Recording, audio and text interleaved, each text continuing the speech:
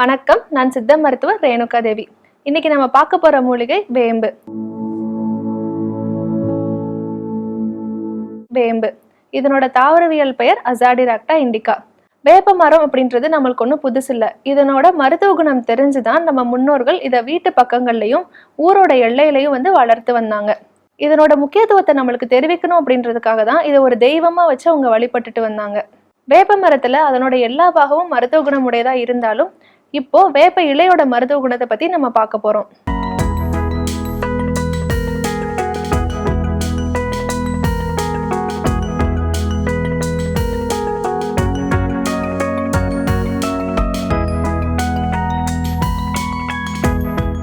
வேப்பிலையில குளிர்ச்சி உண்டாக்குற செய்கை அதிகமா இருக்கிறதுனால அம்மை நோயில உண்டாகிற குருக்களுக்கு இதை மஞ்சளோட சேர்த்து அரைச்சு பத்து போட்டுட்டு வரும்போது அந்த குருக்களுக்கு ஒரு நல்ல தீர்வா இருக்கும். வேப்பங்கொழுந்த வெறும் வயிற்றுல அரைச்சு நம்ம சாப்பிட்டுட்டு வந்தோம் அப்படின்னா குடல் சம்பந்தப்பட்ட பிரச்சனைகள், வயிற்றுப்புழு பிரச்சனைகள்லாம் தீரும். வேப்பிலையில ஆன்டி ஆக்சிடென்ட் ப்ராப்பர்ட்டி அதிகமா இருக்கிறதுனால கல்லீரல் நோய் போன்ற பிரச்சனைகள் இருக்கிறவங்க இதை வெறும் வயிற்றுல சாப்பிட்டுட்டு வரலாம். வேப்பம் பூ, பட்டை, விதை, பிசின் இவைகளோட மருத்துவ குணத்தை டீட்டெயில நம்ம இனி வர வீடியோக்கள்ல பார்க்கலாம். இந்த வேப்ப இலை நம்ம வீட்டு பக்கத்திலே எளிமையா கிடைக்குது. அதை பறிச்சும் பயன்படுத்திக்கலாம். கிடைக்காதவங்க நாட்டு மருந்து கடைகள்ல பொடிகளா கிடைக்குது, அதை வாங்கி பயன்படுத்தி பயன்பெறலாம்.